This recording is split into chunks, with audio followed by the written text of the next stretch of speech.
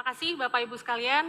Pada kesempatan ini saya akan memaparkan suatu topik terkait dengan real time dengan tema Real Time Spatial Analytics for Effective Engagement and Awareness. Pada kesempatan ini saya membawa sebuah case study yaitu Spatial Broadcasting for Public Administration Engagement. Sebelum saya masuk ke presentasinya, saya memperkenalkan diri kembali. Nama saya Paci Reza Paramita, saya adalah Solution Specialist dari Esri Indonesia. Nah, di sini saya mewakili rekan-rekan dari tim Tiger Real Time. Sebetulnya anggota timnya ada saya, ada Mas Faris, ada Mas Dion, ada Mas Jojo, ada Mas Angga, ada Mas Ilham, ada Mas Asrori, Mas Ardan, dan juga Mas Wildan. Namun kali ini kebetulan saya mempresentasikan presentasi ini. Indonesia adalah negara dengan pertumbuhan penduduk yang cukup masif. Pada tahun 2022, survei menunjukkan bahwa kepadatan penduduk di Indonesia mencapai 144 jiwa per kilometer persegi. Hal ini menjadi suatu faktor yang mendorong dokumen-dokumen administrasi itu juga harus diurus seperti itu. Nah, dokumen-dokumen administrasi seperti kartu keluarga, KTP, KIA, dan lain sebagainya, ini adalah dokumen-dokumen yang wajib untuk diurus ya oleh masyarakat. Karena biasanya dokumen-dokumen ini akan digunakan untuk mengurus dokumen-dokumen penting lainnya, seperti misalnya untuk kesehatan, untuk asuransi, untuk pendidikan, dan lain sebagainya. Salah satu fakta yang kami temukan dari suatu media di Indonesia menyebutkan bahwa perekaman KTP untuk kasus di Jakarta saja gitu ya, terkait dengan KTP, dari target 60.000 perekaman data baru tercapai 31.000, seperti itu. Sementara itu terlihat juga dari 5 wilayah di DKI Jakarta, masih ada 2 wilayah yang ketercapaiannya belum terrealisasi. Nah, hal ini disebabkan karena banyak sekali warga Jakarta, terutama yang secara domisilinya sudah berpindah, namun belum melakukan pemindahan dari dokumen administrasinya. Nah, sebetulnya dari pemerintah sendiri sudah mengoperasikan mobil layanan keliling sebagai upaya jemput bola, namun memang pada realisasinya memang belum optimal. Nah, masyarakat dalam hal ini juga memiliki challenge-nya sendiri. Nah, masyarakat dalam hal ini memiliki keterbatasan untuk mendapatkan informasi terkait dengan bagaimana cara mengurus dokumen-dokumen administrasi tersebut, bagaimana cara mendapatkan akses terhadap mobil keliling tadi, dan masyarakat juga memiliki ketakutan terkait dengan bagaimana biaya dan waktu yang akan dibutuhkan untuk mengurus dokumen-dokumen tersebut. Belum lagi kerumitan dalam mengurus dokumen-dokumen administrasi tersebut. Nah, hal ini juga semakin diperparah dengan kondisi atau lokasi dari kantor-kantor kepemerintahan ini biasanya cukup jauh untuk dijangkau dari domisili masyarakat. Selain itu juga masyarakat akan ada ketakutan dari sisi antrian dan juga diskriminasi yang akan dialami. Pemerintah dalam hal ini juga punya challenge-nya sendiri, yaitu target yang sudah ditetapkan dan performance dari mobil layanan administrasi publiknya yang belum optimal. Dari permasalahan yang tadi sudah saya sampaikan, kami mengajukan suatu konsep di mana konsep ini adalah menggunakan pendekatan analitik berbasis real time, sehingga masyarakat bisa punya akses secara real time terkait dengan di mana lokasi dari mobil pelayanan publik, dan lokasi tersebut bisa diakses lewat perangkat mobile dengan mudah. Dan pemerintah dalam hal ini juga bisa menjangkau lebih banyak masyarakat yang memang secara lokasi atau domisilinya agak sulit dijangkau, seperti itu. Terkait dengan analitik dan visualisasi real time di Esri Indonesia atau di RGIS, kita memiliki 2 platform untuk mendukung hal tersebut. Yang pertama adalah GeoEvent Server, ini berbasis server, dan juga ada ArcGIS Velocity yang berbasis cloud. Nah, pada presentasi kali ini saya akan menjelaskan lebih detail lagi mengenai GeoEvent Server. Jadi GeoEvent Server ini adalah salah satu server role untuk ArcGIS Enterprise yang memang didesain untuk mensupport data-data real time dan juga analitiknya. Nah, data-data real time ini Bapak Ibu bisa berupa data-data yang bersumber dari sensor yang statik, misalnya terpasang pada kepala sumur, atau dipasang pada bangunan, atau bisa jadi data real time ini adalah data yang bersumber dari objek yang bergerak, misalnya kendaraan, pesawat, bis, truk, dan lain sebagainya. Atau bisa juga sebetulnya data real time ini adalah data-data yang bersumber dari kejadian yang terjadi pada suatu waktu tertentu. Misalnya kecelakaan, kriminalitas, dan juga lain sebagainya. Nah, kenapa kami menggunakan pendekatan J-Event Server ini untuk solusi ini? Hal ini karena J-Event Server ini memiliki berbagai capability yang bisa dilihat di sini, seperti misalnya J1 Server ini memiliki configurable inputs yang bisa beradaptasi dengan berbagai jenis dari data-data real time. Jadi memang J1 Server ini didesain untuk bisa beradaptasi dengan data-data real time yang sumbernya mungkin berbeda-beda, tipe datanya berbeda-beda untuk dikonsum ke platform ArcGIS. Kemudian J1 Server ini juga menyediakan configurable processor yang sifatnya continuous. Jadi artinya setelah data-data tadi ditarik ke dalam platform ArcGIS, kita juga punya berbagai opsi untuk melakukan pemrosesan atau analisis data, seperti misalnya untuk melakukan filtering, atau untuk melakukan analisis lainnya, itu semuanya disediakan oleh J-Event Server.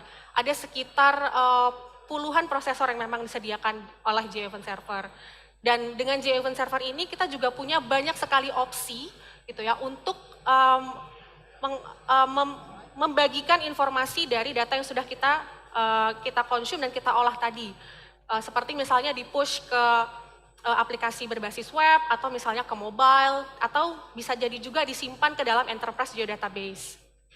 Dan dengan J-Event ini juga kita akan mendapatkan mengetahui gitu ya, hubungan spasial dari data-data real time. Dan satu poin yang penting adalah J-Event Server ini menjamin data security dari Bapak Ibu sekalian, karena memang J1 Server ini adalah basisnya server, sehingga dia terpasang pada server yang memang terpasang di local environment Bapak Ibu sekalian, sehingga tidak perlu khawatir datanya akan mengalami kebocoran seperti itu. Dan J1 Server ini juga didukung dengan notification dan alerting support. Misalnya untuk mendeteksi anomali pada data, atau ada data-data atau kegiatan tertentu yang memang tidak sesuai dengan peraturan yang sudah ditetapkan. Dan juga J1 Server ini bersifat scalable, artinya ketika sudah banyak sekali data-data real time yang mulai diproses, sehingga perlu untuk meningkatkan kapasitas, J-Event ini juga bisa dengan mudah disesuaikan gitu ya dengan kebutuhan dari Bapak Ibu sekalian. Nah, terkait dengan analitik dari real time sendiri, ada suatu konsep yaitu geofencing. Nah, saya izin bertanya kepada Bapak Ibu sekalian, apakah ada yang sudah pernah mendengar atau menggunakan konsep geofencing ini? Boleh diangkat tangannya jika sudah. Oke, sepertinya ada 1.000 orang ya yang sudah pernah mendengarkan terminologi ini ya. Tidak apa-apa Bapak Ibu, saya akan coba jelaskan.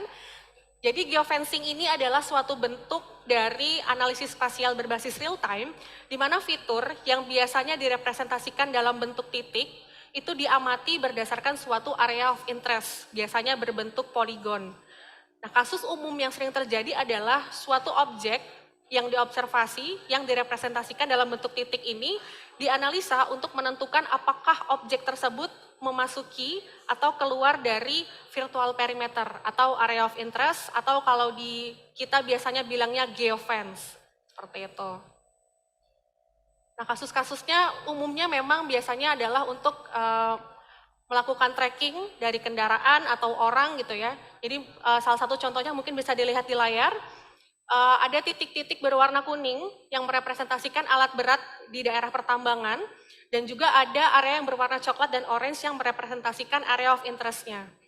Nah, seharusnya setiap kendaraan berat ini punya area pergerakannya masing-masing Bapak Ibu. Nah, ketika kendaraan ini bergerak masuk ke area yang bukan areanya, atau keluar dari area yang sudah seharusnya, maka geofencing ini juga dapat men-trigger notifikasi atau alerting. Seperti itu. Bisa dilihat di bagian bawah ya, ada peringatan atau notifikasi bahwa ada beberapa kendaraan yang keluar dari area of interest-nya. Nah, jika tadi saya sudah berbincang ya mengenai geofencing, nah bagaimana dengan dynamic geofencing? Nah, saya izin bertanya lagi ya Bapak Ibu, bagaimana dengan dynamic geofencing? Apakah ada yang sudah pernah mendengar atau menggunakan mungkin dynamic geofencing? Oke, dari 1.000 orang sepertinya hanya 10 orang ya yang sudah pernah mendengar terminologi ini. Baik, saya jelaskan kembali. Jadi sebetulnya dynamic geofencing ini adalah bagian dari geofencing dengan konsep yang agak sedikit berbeda, Bapak Ibu. Jadi kalau tadi konsep geofencing itu adalah kita melakukan pengamatan dari objek yang direpresentasikan dengan titik, dan kita ingin tahu apakah objek titik tersebut masuk atau keluar dari suatu area of interest. Dan biasanya geofence-nya atau area of interest-nya itu dia tetap gitu ya, tidak berubah-ubah. Nah, di dynamic geofencing ini konsepnya sedikit berbeda, di mana area of interest tadi itu mengelilingi objek yang bergerak. Sebagai contoh di sini akan saya tunjukkan, jadi ada kendaraan atau objek berwarna merah, dan di sekitarnya ada area berwarna merah juga. Nah, ketika dia menyinggung atau melewati objek-objek yang statis tadi yang berwarna biru, maka dia akan memunculkan notifikasi atau alerting seperti itu. Dan sebetulnya dynamic geofencing ini tidak hanya untuk mengamati satu objek yang bergerak, satu objek yang statis, namun bisa juga kalau dua-duanya sama-sama bergerak. Nah, contohnya adalah di studi kasus di sini, ini adalah studi kasus di daerah ski, di mana di daerah ski ini biasanya visibilitasnya cukup terbatas, dan konsep dynamic geofencing ini membantu safety di sana, di mana ketika ada dua kendaraan yang posisinya berdekatan, dibantu dilacak dengan lokasi dari geofencingnya, maka akan memunculkan notifikasi atau alerting dari supir-supir di kendaraan tersebut. Nah, bisa dilihat di sini ya Bapak Ibu, ada beberapa kendaraan yang di sekitarnya ada poligon berwarna orange, dan ketika dia bergerak juga poligon berwarna orange juga ikut bergerak menyesuaikan seperti itu. Nah, untuk lebih jelasnya saya akan mendemokan solusi yang sudah kami bangun, yaitu Spatial Broadcasting for Public Administration Engagement. Nah, solusi ini terdiri dari satu web dashboard atau dashboard berbasis web, dan juga satu notifikasi dalam bentuk Telegram. Jadi bisa dilihat di bagian kanan, di bagian kiri Bapak Ibu, itu ada sebuah dashboard yang terdiri juga sebetulnya dari peta 2 dimensi dan 3 dimensi, jadi bisa disesuaikan juga sebetulnya. Dan di sini kita bisa memantau di mana lokasi dari mobil-mobil pelayanan administrasi publik tadi, dengan geofence-nya juga ya, atau area of interest-nya. Nah, ketika mobil-mobil ini mengenai lokasi dari masyarakat yang ada di sekitarnya, maka titik-titik masyarakat tersebut akan berubah menjadi warna hijau. Dan sebaliknya kalau tidak masuk di area geofence itu, maka dia akan berubah menjadi warna merah. Di sini juga bisa di-track ada berapa total mobil kelilingnya, berapa masyarakat yang in area dari area of interest tadi, dan mana yang di luar area of interest. Dari sini pemerintah bisa memaksimalkan kinerja dari mobil pelayanan administrasi publik ini tadi. Jadi bisa dilihat apakah memang pergerakannya sudah efektif, apakah sudah bisa menjangkau lebih banyak masyarakat atau belum. Nah, bagi masyarakat sendiri, ini akan punya experience baru terkait dengan bagaimana cara menerima informasi. Jadi bagi masyarakat yang memang lokasinya berada di perimeter tertentu dari kendaraan pelayanan administrasi publik tadi, itu akan mendapatkan notifikasi lewat Telegram, seperti yang di sisi kanan. Nah, seperti ini ketika kita klik, kita masuk ke sana, akan diinformasikan mobil pelayanan publik dengan plat yang berapa, kemudian kita juga diberikan lokasinya, dan kita juga bisa langsung bernavigasi ke lokasi tersebut.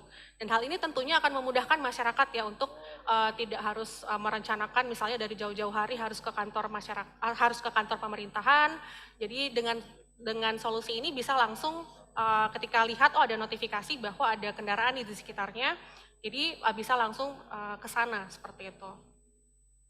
Nah, dari solusi yang sudah saya sampaikan tadi, ini ada beberapa poin yang menjadi benefit.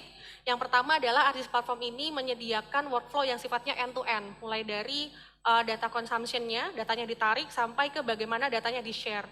Kemudian dengan real-time analytics ini, Bapak Ibu sekalian bisa mempercepat proses di business cycle-nya dengan mengurangi processing time dan juga mempercepat response time.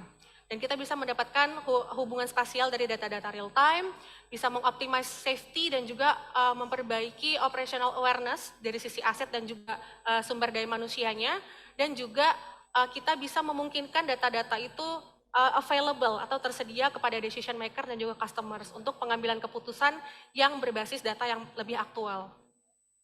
Nah, sebetulnya untuk use case dynamic geofencing tadi tidak hanya berlaku untuk spatial broadcasting for administration saja, tapi bisa jadi diimplementasikan untuk case study yang lain, dari sisi government untuk emergency response, untuk ship violation, kemudian untuk natural resources bisa juga diterapkan untuk kasus-kasus yang berkaitan dengan safety atau HSE, dan juga collision alert, atau bisa jadi dari sektor komersial bisa diterapkan juga untuk broadcasting lokasi dari pelayanan telekomunikasi dan juga emergency response.